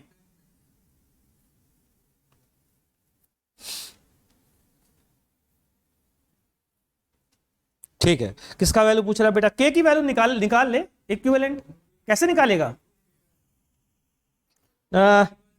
Stress F upon A, strain X by L बराबर Y, तो यहां से K की वैल्यू आ जाएगी F बराबर A by L into X, ये K की वैल्यू आ जाएगी इक्विवेलेंट। ठीक, 11,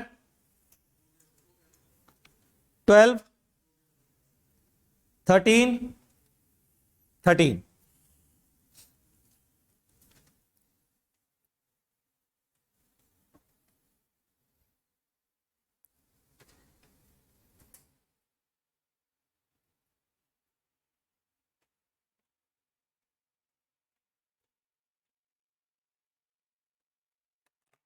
अरे देख भाई, कुल मिला करके तुझे P बाई पी नॉट का रेशियो निकालना है।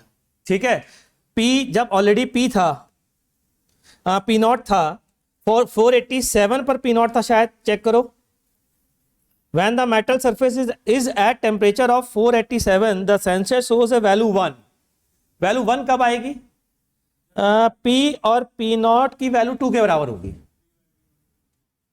भाई लॉग की वैल्यू 1 कब आएगी? जब और वो दोनों बराबर हो, मतलब log A इसकी वैल्यू 1 होती है। ठीक, that means P by P not की वैल्यू कितनी होनी चाहिए? 1। 2 होनी चाहिए, 2 होनी चाहिए। क्यों 2 होनी चाहिए? log का बेस 2 दिया हुआ है। ठीक, अच्छा, अब यहां पर जो P नॉट दिया गया है उसकी वैल्यू देखो, चेक करो कि क्या दी गई है। P नॉट जो है वो सिग्मा T की power 4, 487 plus 273 to the power 4, ये हो गया क्लियर? अब हो जाएगा प्लस 273 नहीं किया, अरे नालायक। 14, 15, 15,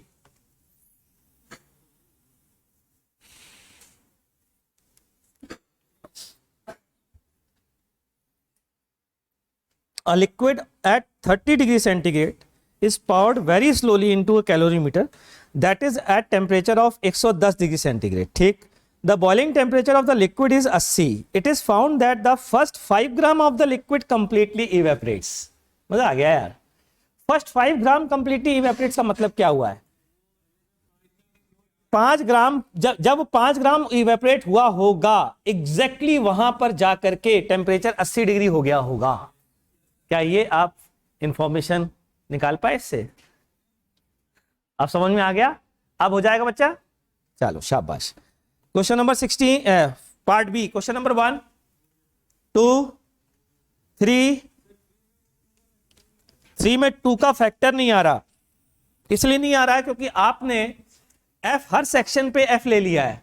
जब 2 का फैक्टर आएगा वही कह रहा हूं. एवरेज भी नहीं नालायको. ये देखो एवरेज वाले ये नए आए. अब यहां से x डिस्टेंस पर पहले आपको टेंशन की वैल्यू निकालनी पड़ेगी.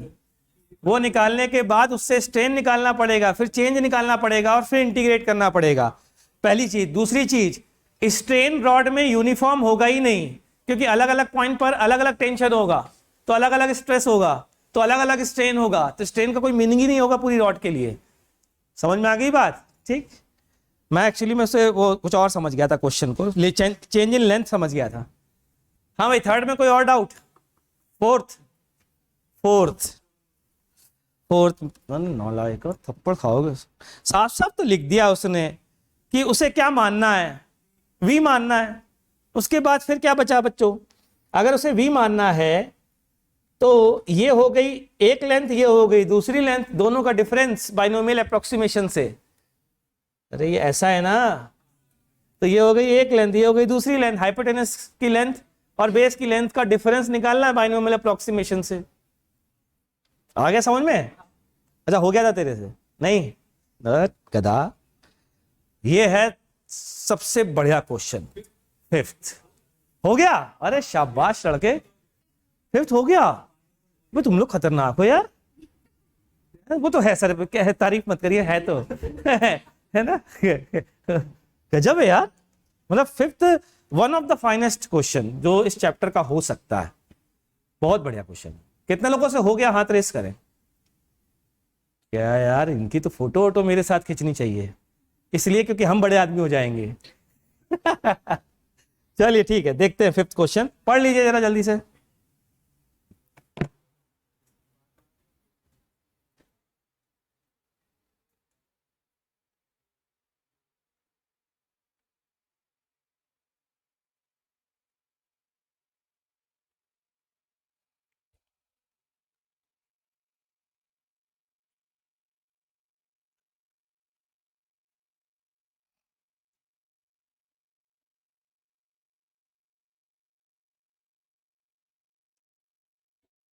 हाँ भाई.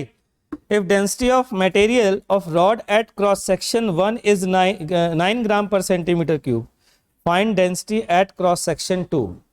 तो एक बात तो देखो तय है कि स्ट्रेस का जो एक्स के साथ स्लोप है वो कहीं ना कहीं बदमाशी कर रहा है ना. उसी को पकड़ना पड़ेगा. तो पकड़ते हैं साहब. D stress by D x की वैल्यू निकालते हैं. तो डी स्ट्रेस की वैल्यू किसी डिस्टेंस x पर क्या होगी पहले ये बताइए.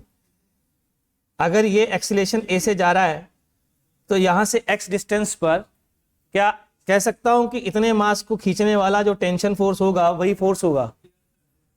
ठीक. तो कितना फोर्स होगा? T बराबर बोलो ma, और इसका मास कितना होगा बच्चों? रो बोलो into area into x into small a. यही होगा. अच्छा, स्ट्रेस निकालने के लिए ए कर दें तो कितना आ गया? रो एक्स ए आ गया. तो rho d by D x of rho a x. तो d by D x of rho a x, जल्दी बोलिए. स्लोप है ये? अरे है कि नहीं है? तो ये किसके बराबर आ गया? रो ए के बराबर आया कि नहीं आया? तो स्लोप आ गया रो ए के बराबर. चेक करो. क्या कहां से चेक करोगे? ये टाटा एफएस हो गए एज यूजुअल. यार बहुत महंगा आता है यार आईपैड यार, दूसरा नहीं खरीदूंगा मैं।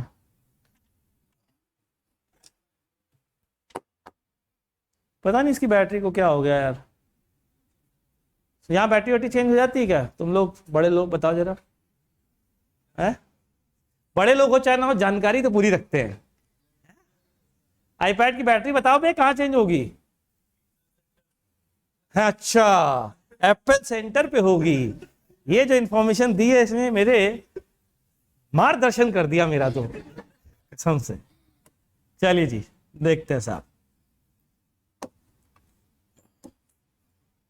हाँ तो कुछ तो चल रहा था, D stress upon D x की वैल्यू आ गई थी रो इंटू ए। देख लें ध्यान से, एक जगह का स्लोप दिया गया है और वो स्लोप के साथ साथ उस जगह की डेंसिटी भी दी है, तो वहां से एक्सेलेरेशन आ जाएगा। फिर दूसरी बार यूज कर लें दूसरे वाले पॉइंट पर। जिनसे हो गया था उनसे, उन्होंने पहले किया हुआ था या पहली बार में हो गया? तुम लोग को हम सल्यूट अलूट ना मारने लगे एकदम से खड़े होकर के, हैं? देखो मैं क्यों तारीफ कर रहा हूं तुम्हारी, कि तुम लोगों ने जो क्वेश्चन पूछा है वो मेरे से टॉप 100 के जाने कितने स्टूडेंट पूछ चुके हैं, जिनकी जो तुम लोगों ने नहीं पूछा 100 रैंक के अंदर आने वाले जाने कितने लोग पूछ चुके हैं। तो मेरे को आश्चर्य मेरे कारण नहीं होता है, मुझे अच्छा लग रहा है ये नहीं मेरा कारण, ना ना, मेरी हिस्ट्री रही है इस क्वेश्चन की, वो याद जब आती है तो ही मैं तारीफ करता हूं आपकी। तो ऐसे ही नहीं कर रहा हूं कि ये क्वेश्चन मुझे पसंद है, मेरी पसंद नापसंद नहीं है, मुझसे जो बच्चों ने पूछा है उससे रिस्पेक्ट बढ़ती है क्वेश्चन की मेरे मन में, तो उस हिसाब से आपकी भी रिस्पेक्ट बढ़ गई। क्वेश्चन नंबर 6, 7, 8 डाउट है? चलिए बताओ क्या डाउट है, कोई स्पेसिफिक डाउट बोल बेटा। लगेगा, वो नेग्लेक्ट कर दिया इन्होंने, पता नहीं क्यों किया, उसके बगैर आंसर आ रहा है। क्योंकि उसका क्या है, इन्होंने ये माना है कि स्प्रिंग का जो स्प्रिंग कांस्टेंट होता है ना, उसके कंपेयर में जो यंग्स मॉडुलस के कारण फोर्स आता है वो काफी बड़ा होता है, इस कारण से स्प्रिंग का फोर्स रॉड को कंप्रेस नहीं कर पाएगा।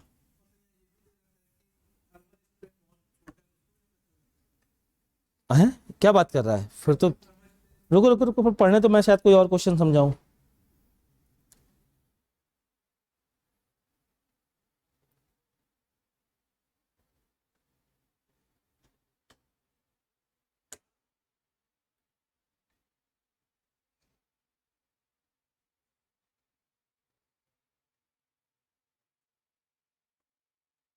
नहीं नहीं लेना भाई। assume thermal strain to be small। Thermal strain to be small का मतलब वो ये कहना चाह रहा है कि टेम्परेचर के कारण जो लेंथ चेंज हो रही है वो इतनी ज्यादा नहीं है कि यंग्स मॉडुलस वाला फॉर्मूला फेल हो जाए, और स्ट्रेस वगैरह सब लेना है, प्रॉपर लेना है, बिल्कुल लेना है। ठीक, चले इस क्वेश्चन को देख लेते हैं। ठीक है, ध्यान से सुनिएगा। अगर स्प्रिंग ना होती तो उसकी लेंथ कितनी बढ़ती? तो वो तो हमें पता ही कितनी बढ़ती, बता सकते हैं ये। एल नॉट डेल्टा एल की value L alpha delta T, यही बढ़ती। ठीक, तो क्या कह सकता हूं कि ये लेंथ अब स्ट्रेस स्ट्रेन के लिए नेचुरल लेंथ का काम करेगी। मतलब अगर ये लेंथ होती तो कोई स्ट्रेन नहीं होता, कोई स्ट्रेस नहीं होता, लेकिन ये लेंथ है नहीं। मान लेते हैं ये केवल x बढ़ा due to spring force, due to spring force केवल x बढ़ा। अरे बोलो ना यार, तो स्प्रिंग का फोर्स कितना लगा होगा पहले तो ये बताइए। तो स्प्रिंग इतनी kx नहीं होगी ना, ना ना, स्प्रिंग इतनी, इतना फोर्स हो तो k, एक काम करते हैं इसको x ले लेते हैं। अब ठीक, तो kx अपॉन एरिया, बच्चों ये क्या है? स्ट्रेस है। अच्छा, स्ट्रेस में स्ट्रेस बराबर Young's modulus upon natural length into delta L. अब डेल्टा एल बोलो इस स्ट्रेस के कारण कितना होगा? L alpha delta T minus, बस निकाल लीजिए एक्स की वैल्यू, आंसर आ गया। हाँ, टेंशन कहां लग रहा है? यही स्ट्रेस ही तो टेंशन है। स्ट्रेस ही तो फोर्स है रॉड का, ठीक।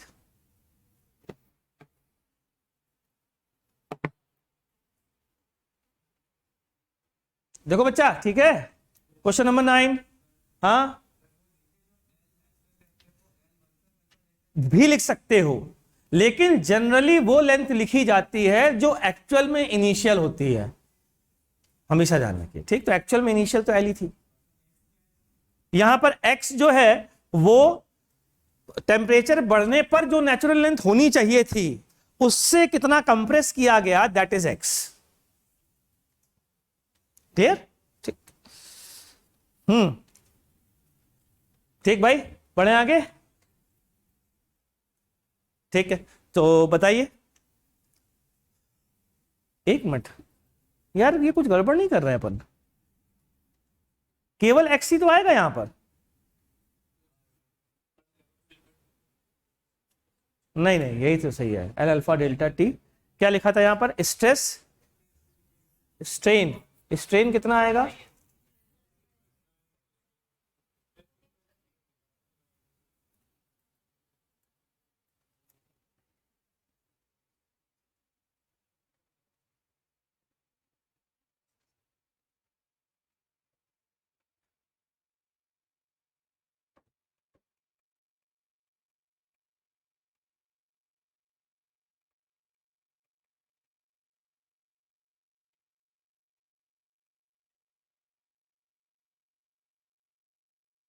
सही है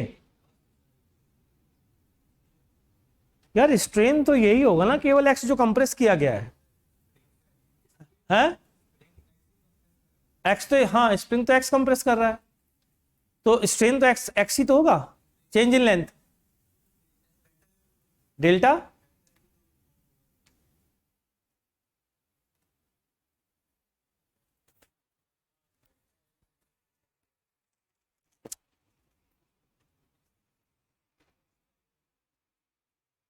नहीं यार, यही रहेगा भाई। शायद इससे आंसर आ रहा है क्या, चेक करो, इससे आंसर आ रहा है। अब एक काम करो, इससे भी आंसर निकाल के देखो। अगर मैं इसको x कर दूं और नीचे वाले को l plus L alpha delta T कर दूंगा तो भी काम नहीं बनेगा। वही तो, नहीं मैं सोच रहा था शायद नीचे x आ जाए, नीचे भी नहीं आएगा।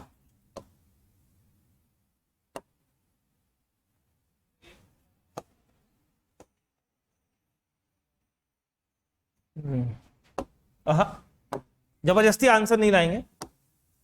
फिर से रिपीट करता हूं, इस पर ये इसकी नेचुरल लेंथ है, ठीक है, और अब मैंने स्प्रिंग से फोर्स लगाया तो इसकी लेंथ में चेंज कितना आया, एक्स ही तो आया है।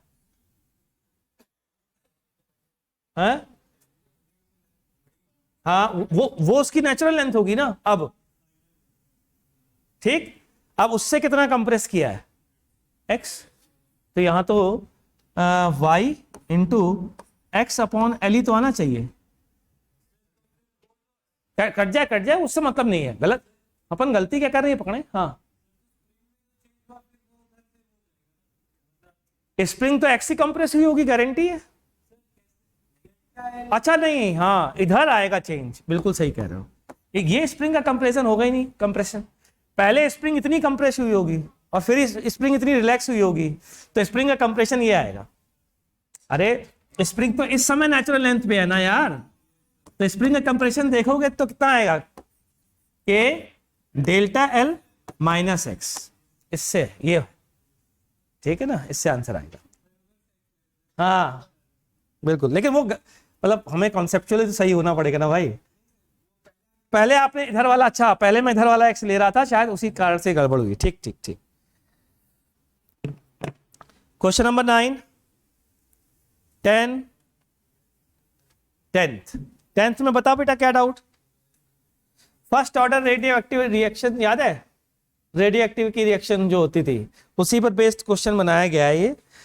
dq by dt r दिया गया है and water is leaking from it at a constant rate lambda दिया गया है। तो हमें क्या करना है, किसी भी dt टाइम में कितनी हीट मिलेगी वो देख लेना, या यूनिट टाइम में, ठीक। तो तो a well insulated box contains water of mass m not and temperature T not at time t if heat is being added to it, ठीक, एंड इज टू इट, ठीक है, and water is leaking from it at a constant rate dm/dt, ठीक। तो किसी भी instant पर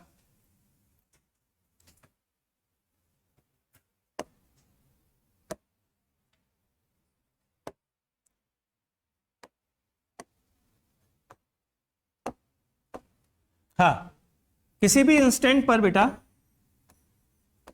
मान लेते हैं m मास है टोटल इस समय, ठीक है, dt टाइम में इसका जो मास बचा होगा वो m प्लस dm बचा होगा, जहां dm निगेटिव है, हाँ वो लिख देंगे -dm/dt की वैल्यू, तो m प्लस dm मास हो गया होगा, ठीक।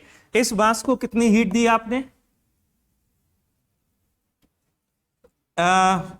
Into s into dt/d small t, ये बराबर पावर के होगा, ठीक है। इसको सॉल्व करके निकाल लीजिए, dm/dt आपको दिया ही गया है, ठीक। हाँ भाई, इसके बाद question number 11, 12, option D, 12th का, 11th का, इधर, ठीक है। क्वेश्चन नंबर 11 टिक कर लीजिए, ये एससीबी के एक सॉल्व एग्जाम्पल से मैच करता है। सॉल्व एग्जाम्पल नंबर जरा कोई बता सकता है, 12 या 10 है? सन और अर्थ वाला 18 है। सॉल्व एग्जाम्पल नंबर 18, ये कल मैं डिस्कस करूंगा, केवल यही डिस्कस करूंगा बस, ठीक है। नोट्स में भी करवाया है, किसके, मेरे, अच्छा आप लोग के, अच्छा ठीक, मेरे नोट्स में भी होगा, तो ये क्वेश्चन एक बार डिस्कस कर दूंगा नेक्स्ट क्लास में, ठीक। अभी इतना ही रखते हैं, नेक्स्ट क्लास थोड़ी खींच दूंगा क्योंकि आखिरी क्लास होती है, तो उसमें खींच सकता हूँ कि नहीं, भूख भूख तो नहीं लगती है, खाने की व्यवस्था, अच्छा राजा साहब कह रहे खाने की व्यवस्था करा दीजिएगा, बाकी तो हम झेल ही लेंगे थोड़ा मुश्किल है लेकिन कर लेंगे सर, है ना। चलिए भाई, टाटा बाय बाय, और कल क्या चीज डिस्कस होगी नेक्स्ट क्लास में, सॉरी, केटीजी थर्मो, ठीक।